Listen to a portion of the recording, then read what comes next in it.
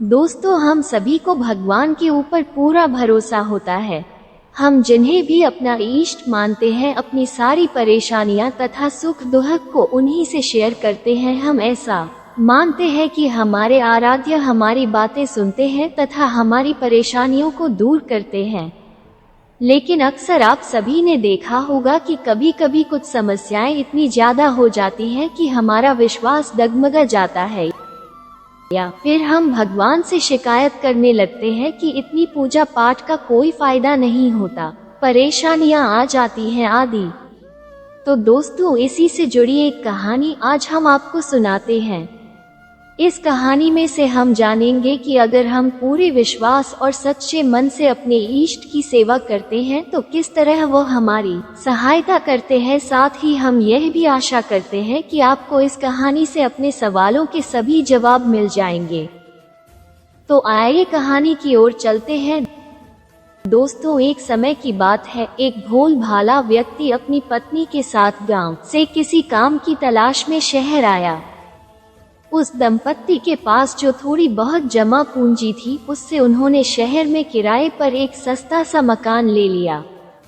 काफी समय बीत गया था लेकिन काम नहीं मिल पा रहा था। अब तक उन दोनों ने वापस अपने गांव लौटने का मन भी बना लिया था। एक दिन की बात है, जब वो व्यक्ति काम की तलाश में कहीं जा रहा था तो रास्ते में उसने देखा कि एक धार्मिक स्थल का निर्माण कार्य चल रहा है, साथ ही वहां पर सेवा भी चल रही थी।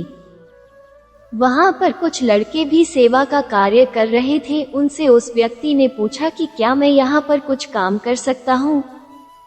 लड़कों ने कहा हाँ जरूर कर सकते हो। फिर व्यक्ति ने पूछा कि तुम्हारे मालिक कहाँ पर हैं? मैं उनसे बात करके यहाँ भर्ती होना चाहता हूँ जिससे मुझे मेरा मेहनताना मिल सके। लेकिन वहाँ पर तो कोई मालिक था ही नहीं, क्योंकि वहाँ पर तो सेवा का काम चल रहा था। सभी लोग उस जगह पर अपनी श्रद्धा के कारण काम कर रहे थे और श्रम दान कर रहे थे।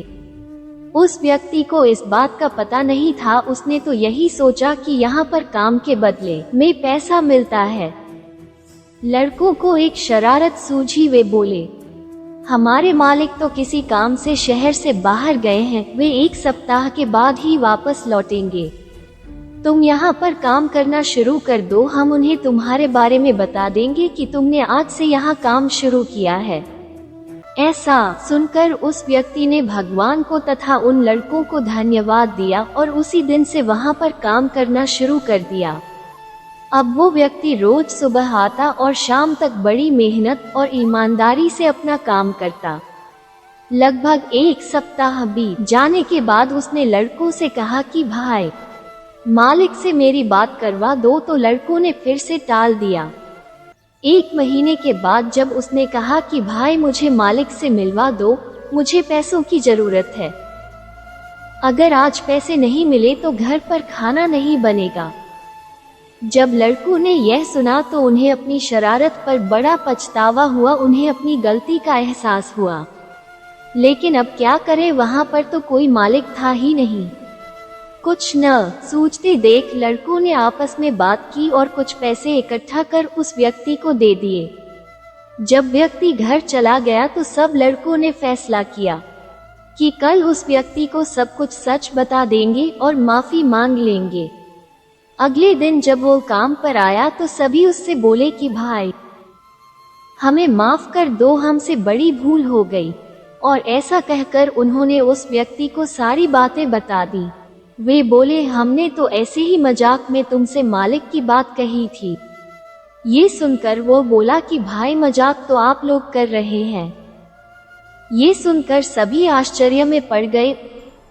उस व्यक्ति ने आगे कहा कि हमारे मालिक तो सचमुच बहुत ही अच्छे और दयालु व्यक्ति हैं। फिर उसने पूरी बात बतानी शुरू की। वो बोला, कल जब मैं अपने घर पहुंचा तो मेरी पत्नी ने मुझे बताया कि आपके मालिक आज दोपहर को आए थे और बोले कि तुम्हारा पति बड़ी मेहनत और ईमानदारी से अपना काम करता है। और ऐसा कहकर वो पूरे 1 महीने की पगार और 1 महीने तक का राशन देकर गए। ऐसा कहकर वो व्यक्ति अपने मालिक को धन्यवाद देकर फिर से अपने काम में जुट गया। तो दोस्तों, इस कहानी से हमें यह शिक्षा मिलती है कि हमें कभी भी अपने ईश्वर पर संदेह नहीं करना चाहिए। वे हर समय हर एक के साथ हैं और जानते हैं कि हम क्या कर रहे हैं। हमारे इष्ट यह भी जानते हैं कि उन्हें कब किस व्यक्ति को कितना और क्या देना है। हमें तो बस मन से अच्छे कर्म करते रहना है, जैसा कि गीता में भगवान श्री कृष्ण ने भी कहा है कि कर्म किए जाओ, फल की चिंता मत करो। उम्मीद करते हैं कि आपको यह कहानी पसंद आई होगी। यदि आपने अभी तक हमारे चैनल सब्सक्राइब नहीं किया है तो जल्दी ही कर ले। फिर मिलेंगे किसी अन्य कहानी के साथ। तब तक के लिए हंसते रहें, मुस्कुराते रहें, अपना ख्याल रखें और इसी तरह हमारे साथ जुड़े रहें। धन्यवाद।